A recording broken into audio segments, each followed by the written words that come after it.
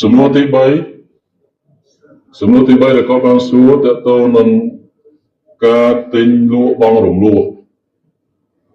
គាត់ថាគាត់នៅលក់ដូរជាកសិកម្មគាត់ទិញជីមកលក់ហើយអ្នកចំការគាត់មកទិញជីពីគាត់ប៉ុន្តែគឺអត់ទាន់មានលុយបង់ឲ្យគាត់ទេព្រោះជីនោះគាត់នៅលក់បង់លុយភ្លាមមកបេនោះ50000ប៉ុន្តែបើសិនជាបងរំលោះឬក៏បងនៅពេលដែលគេប្រមូលផលជីនោះក៏លក់60000ឬ70000តើបានឬអត់នៅក្នុងសាសនាអ៊ីស្លាមករណីនេះគឺចូលនៅក្នុងករណីទិញលក់បងរំលោះនៅក្នុងសាសនាអ៊ីស្លាមអនុញ្ញាតជាមួយនឹងលក្ខខណ្ឌវាជាបញ្ហាដែលត្រូវបានអនុញ្ញាតនៅក្នុងសាសនាអ៊ីស្លាមជាមួយនឹងលក្ខខណ្ឌហើយក្នុងចំណោមលក្ខខណ្ឌគឺយើងមិនអាចបងរំលោះទៅដល់នឹងមាសប្រាក់ទេទិញមាសមកតឡឹងឧទាហរណ៍ថាបើទិញឥឡូវ5000បើទិញបង3ខែក្រោយ5200ឧទាហរណ៍ឡើយនេះគឺហារ៉ាមដោយសារមាសជាប្រភេទទំនិញដែលយើងមិនអាចទិញលក់បងរំលោះបានទេប៉ុន្តែបើទំនិញ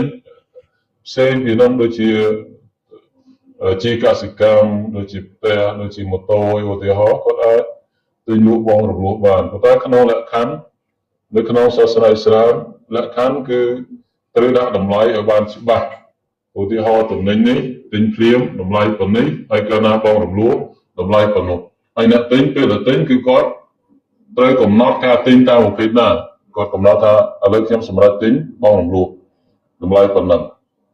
ចឹងករណីនេះត្រូវបានអនុញ្ញាតអត់មានថារំលោះ5ខែតម្លៃ70000ឧទាហរណ៍ជីមកបេហើយបើដែលពជាពេលដល់7ខែ8ខែយើងបូកខែ10000 20000ទៀតកន្លែងនេះគឺ river បានទេបងរំលោះបានតម្លៃគឺត្រូវថេរកំណត់ថា70000គឺ70000ហ្នឹងហើយអត់មានឡើងពីហ្នឹងទៀតទេនេះជាលក្ខខណ្ឌនៅក្នុងសាសនាអ៊ីស្លាមរបស់យើងមានន័យថា